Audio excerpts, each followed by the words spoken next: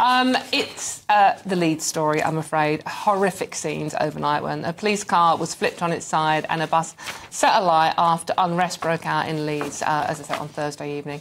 Residents were advised to stay in their homes. There were horrible scenes. We've seen them before. It's not new. Remember the Tottenham riots from not so long ago in London, and Manchester has seen similar things as well. But what do we think caused so many people to act so violently in Leeds in this situation? I'll come to you first, Paul, on this one. I mean, they were horrible scenes, and people seem to be actually enjoying what they were doing as well. That's the thing. It seemed to be gratuitous, and that's what concerns me slightly, that there was a lot of laughter and a lot of giggling and a lot of filming on smartphones, and there were even, I mean, you can see there's children involved. You know, I saw some footage with women involved as well. And yeah, we've had riots in the past. You mentioned some of them, Dawn. I mean, going back to the 1980s, for example, places like Toxteth was in flames, and Handsworth in Birmingham, which Daniel will know coming from that neck of the woods, and Brixton, of course. But the thing that strikes me is back then, even though, you know, rioting was wrong, at least people appeared to have a genuine kind of deeply held political grievance. So, for example, Toxteth, the whole thing was about unemployment and poverty and deprivation in Liverpool. In Brixton, it was about, you know, stop and search by the police and so on. In Handsworth, I think it was young black youth who were rioting about unemployment and whatever else. But you got the sense, whether you agreed with them or not, you got the sense that there was a genuine kind of grievance there and that they were reacting to that. I think that this particular riot, very similar to the riot that you mentioned in 2011, or the riots in 2011, because they spread around the country. Ostensibly, if you remember, that was about Mark Duggan being shot by the police. And it ended up about looting a new pair of trainers. And exactly, the gangster from Tottenham. And it spread, and it was clear that thousands of people joined these riots who had no opinion on the Mark Duggan affair at all, but did it entirely gratuitously. And that's my concern, that it seems to happen these days. Because people seem to be enjoying it and there's no real political grievance there. And I think that was the case last night. The Hare Hills Green Party councillor, Motrin Ali, was on the scene trying to calm people down. But in an interview he gave, he blamed the system for neglecting the community in that area. I'm not quite sure what he means by the community, but lots of people are reading lots of things into it. So, I mean, Daniel, it's like, on one side you're saying this is caused by poverty and that particular part of Leeds and that community being neglected. And on the other hand, you've got people like Nigel Farage saying that this is what you get when you when you import migrants and their problems into the UK. What do you make of that? Well, I think Nigel's got this completely wrong. I'm afraid I think Paul's got it wrong as well. His normal incisive social commentary has failed him here. The fact is, this is fundamentally... This is the tragedy of Boris Johnson's failure on levelling up. So we came to power in 2019 on an agenda of doing something for areas. This is one of the poorest parts of Leeds. It has been for years and years and years.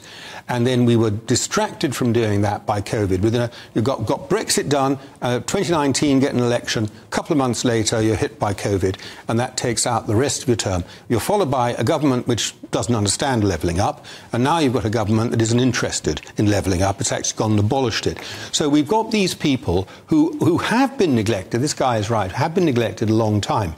Now, what sparked it? That's also quite interesting, as far as I can tell. And really, I'm commenting only on the basis of what read in the papers. There might be more details to come, and I might be shown wrong by what comes later. But it appears to be the case that social workers or agents acting on behalf of social workers go to a particular family in order to take children into custody, because presumably for good... I have no comment on whether that's... We don't know about the We don't know anything about the individual case. But that's what they went to. There was some form of resistance. That attracted the attention of the police. At least at that stage, it was all under control, so to speak.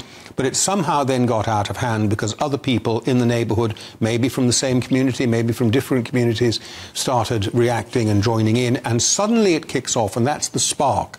That appears to be the spark that sets this off. But do you not accept that? It's really interesting, just to say one thing about this. As far as I know, have there been any injuries in the course of any of this?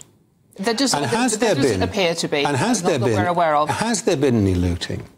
Well, what is the comparison that Paul is drawing here?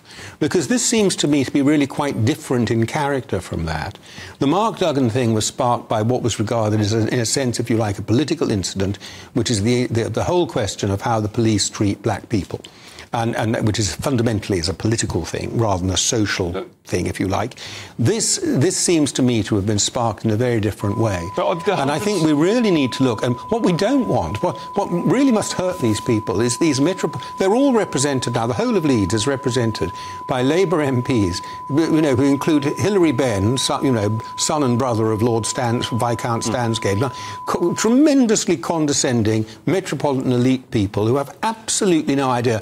Not one of them, I think, anticipated this because they don't know their own area. And they're the ones now telling people what the solutions are. Possibly thousands of people there last night, and this is why I say it was gratuitous, is that, I mean, you're absolutely right in terms of the trigger for it was the alleged removal of the children. But, I suspect that the vast majority of people who rioted last night probably didn't even know the family, or certainly didn't know the details. Of course not. Riots draw crowds. Riots grow. And this is the riots point. Just grow. So this is the point that I'm making. That for most people rioting last night, it was gratuitous, and there was not a deep-seated political grievance because, as I say, most of them would not have known the facts around the removal of the children. And in that respect, I think it probably was like 2011. Yeah, they were just going out for a night in the park, really, and enjoying themselves. I mean, come on, Paul. Come on, Paul. There wasn't a deep-seated political grievance. There clearly is. No, I'm quoting you there. Sorry. I beg your pardon. What I meant was you're saying there wasn't a deep-seated political grievance. Clearly, in circumstances like that, in places that have been ignored like that, there is, and you'd expect somebody to be articulating it. And it seems to be left to this guy. That's not why. But come on. Ali to do that. There was just what gentlemen. That's not why. I don't think that's why they were writing. Well, you haven't given an explanation of why they were. I don't think the young men who went out, who you can see giggling and filming it on their smartphones. Yeah, riots are fun. The reason I'm doing this, and the reason I've joined this, and the reason I'm laughing as that police car is being upturned, just quickly, is because there's been underinvestment in our area, and there's too much unemployment. There's not enough opportunities. Right. That wasn't going through their minds. Seeing as you just mentioned the police there, Paul, I just want to mention Tracy Brabin, Mayor of West Yorkshire, said such criminal behaviour will not be tolerated. My issue was it was very clearly tolerated. The police literally ran away from this situation. And as a football fan who goes to away matches, you look at a police officer in the wrong way and you are treated appallingly. And they didn't, why were the police not involved in this? And this is what I don't understand. They didn't come back until 1 a.m. The first disturbances occurred at 5 p.m. Yeah. And the police withdrew. Are we talking two-tier policing in this country? Well, the police withdrew, and if you look at some of this footage, some of it is in broad daylight. This is obviously the things that's happening late afternoon, I would imagine.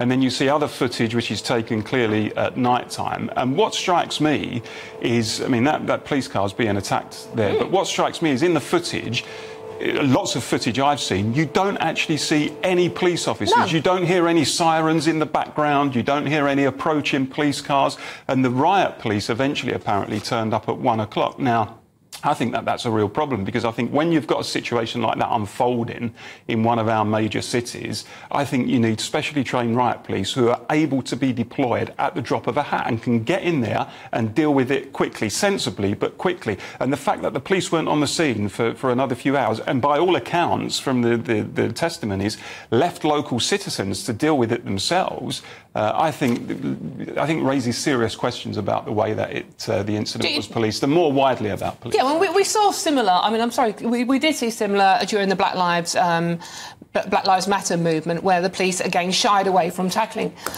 one area of the community, where if it was, like, say, football fans or Tommy Robinson, for example, they're straight in there. Do you think there's two-tier policing in this country, Daniel? Well, of course, they could have had to go on a sloping roof. I mean, it might have been that they hadn't done the risk assessment. Two words spoken in jest. Well, yeah, but I mean, this is the and you know, it's very difficult policing now. You can't ask people to put themselves at risk. I think there is that perception, actually. Yeah. I don't think necessarily there is that explicit two-tier policing. I know a lot of people do, but I think when you see right-wing patriotic supporters who I don't have much truck with, by the way, the likes of Tommy Robinson. I've got no time for him at all. But when you see people like him and his crowd demonstrating on Whitehall, and the police are in there with their batons pretty quickly. I mean, they're not backwards in coming forwards. And yet when it comes to, you know, the sort of thing that we saw last night, there tends to be a standoff. And I'm not suggesting that there is something going on beneath the surface there, but I think perception-wise, some people might look at that and say, well, why one? And there may be an explanation for it. I'd like to know what it is. As a football fan who travels to away games, it does annoy me that I'm treated so appallingly as a middle-aged woman who's not going to cause any harm.